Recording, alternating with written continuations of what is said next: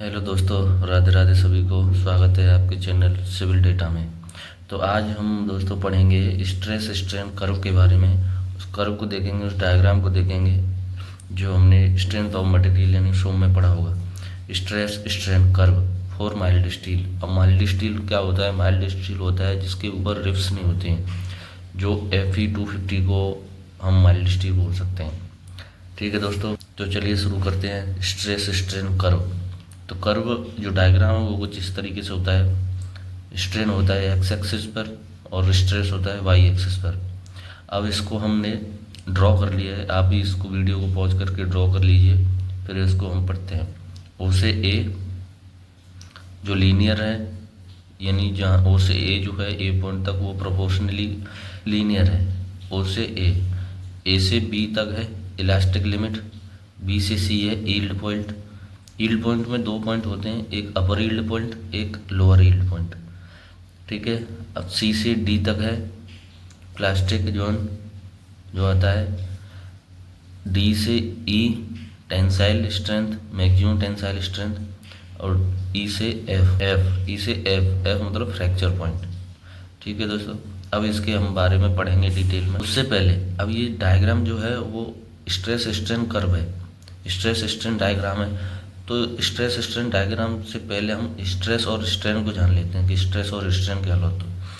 अब स्ट्रेस जो होता है वो होता है कि किसी मटेरियल पर एक्सटर्नल लोड लगने से मटेरियल में प्रत्येक क्षेत्रफल पर, मटेरियल के प्रत्येक क्षेत्रफल पर रेजिस्टेंस उत्पन्न होता है, जिसे स्ट्रेस कहते हैं। जैसे देखते हैं, ये मान लीजिए अपने ये बार है अपनी, ठीक है, तो इसके प्रत्येक क्षेत्रफल पर पॉइंट लोड लग रहा है, जिसे एक्सटर्नल लोड कहते हैं, जो न्यूटन पर mm स्क्वायर में लग रहा है। ठीक है, लोड की वजह से जो इसमें रेजिस्टेंस उत्पन्न हो रहा है उसको अपन स्ट्रेस कहेंगे, जिसकी यूनिट होती है न्यूटन पर mm स्क्वायर या kg पर सेंटीमीटर स्क्वायर। ठीक है दोस्तों, अब आगे हम देखते हैं स्ट्रेन। स्ट्रेन क्या होता है कि जब किसी बॉडी पर एक्सटर्नल लगने से बॉडी में डिफॉर्मेशन उत्पन्न हो जाता है। ठीक है, बॉडी में डिफॉर्मेशन उत्पन्न हो जाएगा तो बॉडी में उत्पन्न डिफॉर्मेशन और उस बॉडी की ओरिजिनल डायमेंशन का जो रेशियो होता है, जो अनुपात होता है, उसको स्ट्रेन कहते हैं। जैसे देखते हैं, स्ट्रेन बराबर change in dimension upon original dimension. मतलब जैसे ये बार है, इस पर लोड अपन लगाएं उसी स्ट्रेस की तरह, तो स्ट्रेस इस पर डेवलप्ड होगा, रेजिस्टेंस डेवलप्ड होगा, जिसको स्ट्रेस कहेंगे। अब इस लोड की वजह से, उस स्ट्रेस की वजह से इसमें डिफॉर्मेशन आ जाता है। ये कुछ इस तरीके से हो जाता है, डिफॉर्म हो जाता है, डिफ्लेक्शन हो जाता है। ठीक, ये इसमें डिफॉर्मेशन आया है, उस डिफॉर्मेशन को एन इसकी ओरिजिनल डायमेंशन को, डिफॉर्मेशन की डायमेंशन एन ओरिजिनल डायमेंशन का जो रेशियो है, जो अनुपात है, उसी को स्ट्रेन कहते हैं। अब हम देखते हैं हुक्स लॉ। हुक्स लॉ क्या होता है? हुक्स लॉ मतलब direct stress is proportional to direct strain. Hooke's law यही कहता है कि जो स्ट्रेस स्ट्रेन कर्व में जो जितना अपन किसी भी मटेरियल पर एक्सटर्नल लोड, जितना स्ट्रेस बढ़ाएंगे उतना ही स्ट्रेन भी बढ़ेगा। दोनों एक दूसरे के प्रोपोर्शनल हैं, मतलब जितना एक को बढ़ाएंगे उतना दूसरा बढ़ेगा, उतना ही, उसी रेशियो में। तो इसीलिए इसको लीनियर पॉइंट भी बोलते हैं। ठीक है, तो अभी इसके जो पॉइंट हैं उनके बारे में हम पढ़ लेते हैं, उनको देख लेते हैं। जैसे ओ ए, तो ओ से ए तक ये पॉइंट है। ठीक है, ए से बी ये पॉइंट है। बी से सी, तो बी से सी है। सी से डी, डी से ई, ई से एफ। ओ से ए पॉइंट है वो प्रोपोर्शनली लिमिट है, इसकी प्रोपोर्शनल लिमिट है, मतलब ये लीनियर है ओ से ए तक, तो ये है प्रोपोर्शनल लिमिट। प्रोपोर्शन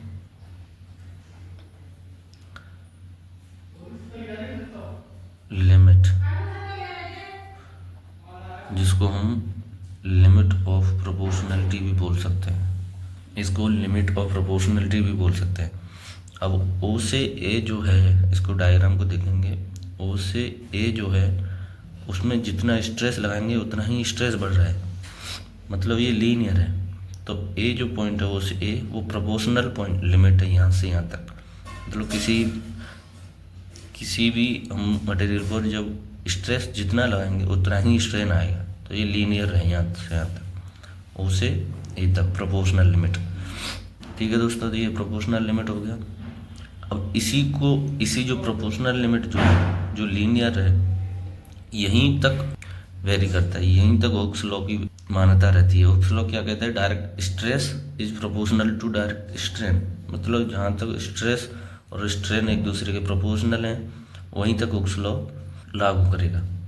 ठीक है दोस्तों, अब आता है ए से बी। ए से बी क्या है? ए से बी पॉइंट जो है वो बी पॉइंट है इलास्टिक लिमिट।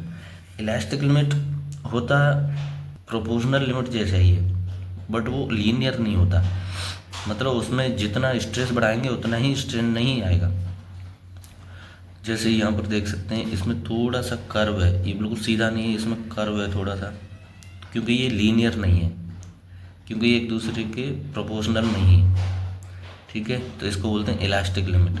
इलास्टिक लिमिट मतलब, अब जैसे यहाँ से ओ से ए है, तो यहाँ तक जितना आप लोड लगाएंगे, उसके बाद में इस लोड को अगर हम एक्सटर्नल लोड का हटा देंगे तो ये अपनी ओरिजिनल शेप में, ओरिजिनल डायमेंशन में लौट आएगा। बट जब ए पॉइंट्स के बाद में जो बी पॉइंट से हम लोड को, एक्सटर्नल लोड को हटाएंगे, तो उसके बाद में ये अपनी ओरिजिनल शेप में, जो पहली शेप थी उसी शेप में वापस लौट के नहीं आ पाएगा।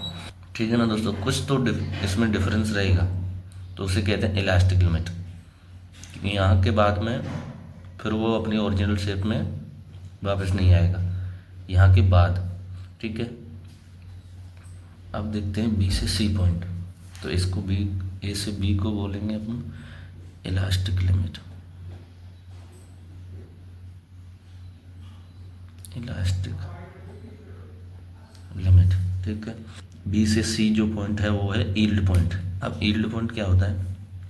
यील्ड पॉइंट होता है ऐसा पॉइंट जहाँ से अपन बिना एक्सटर्नल लोड बढ़ाए, बिना स्ट्रेस बढ़ाए, वहाँ से परमानेंट डिफॉर्मेशन स्टार्ट हो जाता है। अब इसमें दो यील्ड पॉइंट दो होते हैं, एक अपर यील्ड पॉइंट होता है, एक लोअर यील्ड पॉइंट होता है। अपर यील्ड पॉइंट वो होता है कि जहाँ से बिना लोड बढ़ाए हुए, बिना लोड को बढ़ाए हुए उसमें अपने आप परमानेंटली डिफॉर्मेशन स्टार्ट हो जाता है, तो अपर यील्ड पॉइंट।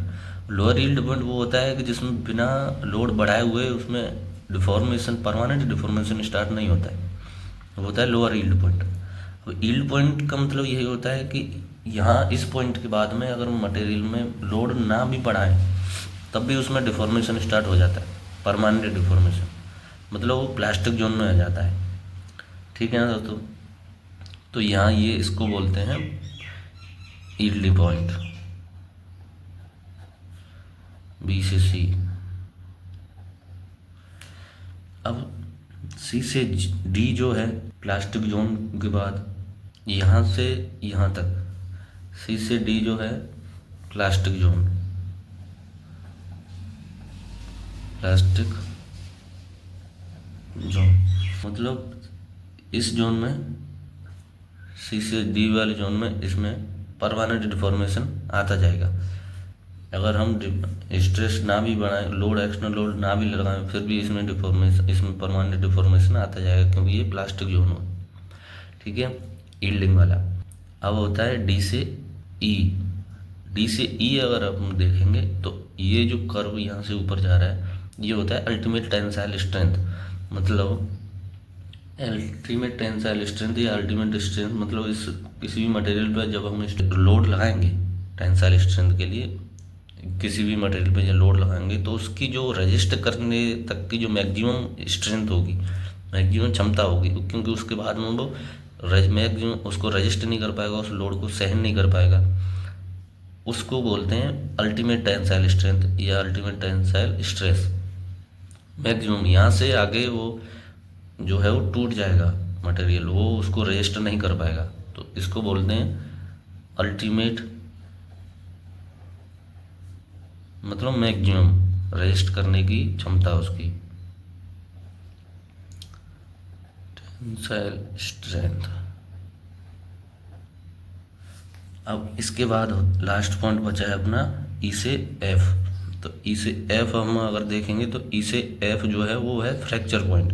मतलब यहाँ तक आपने देखा था कि ये है अल्टीमेट टेंसाइल स्ट्रेंथ, मतलब यहाँ तक अपन जो मटेरियल पर लोड लगाएंगे तो मटेरियल यहाँ तक मैक्सिमम रजिस्ट कर पाएगा, उसके बाद में वो रजिस्ट नहीं कर पाएगा उस लोड को, तो वहाँ से वो टूटना नेकिंग पॉइंट बोलते हैं इसको, हम नेकिंग बोलते हैं कि उसमें नेकिंग आना स्टार्ट हो जाएगा, उसमें कर्व आना स्टार्ट हो जाएगा, क्योंकि वहाँ से वो ज़्यादा स्ट्रेंथ नहीं ले पाएगा, क्योंकि वो फिर वहाँ से धीरे धीरे आके एक पॉइंट ऐसा आएगा जिसको फ्रैक्चर पॉइंट बोलते हैं, जहाँ से वो मटेरियल टूट जाएगा, फ्रैक्चर कर जाएगा। ठीक है दोस्तों, तो इसको बोलते हैं हम रप्चर पॉइंट या फ्रैक्चर पॉइंट, कि जहाँ से वो किसी मटेरियल पर लोड लगाते रहेंगे उसको हम, तो उसके बाद में वो जी आ करके टूट जाएगा, वहाँ फेल हो जाएगा, तो उसको बोलते हैं फ्रैक्चर पॉइंट। ठीक है, फ्रैक्चर पॉइंट ये है हमारा स्ट्रेस स्ट्रेन कर्व, जिसके बारे में हमने देखा है आज। उसके बाद स्ट्रेस और स्ट्रेन क्या होता है, कैसे होता है, वो भी हमने देखा है। और ये जो पॉइंट हैं, ये जो लिमिट हैं, इनके बारे में भी हमने देख लिया। तो दोस्तों कैसे लगा वीडियो को लाइक कीजिए, चैनल को सब्सक्राइब कीजिए। Thank you so much, and comment करके ज़रूर बताना। थैंक यू सो मच दोस्तों, राधे राधे।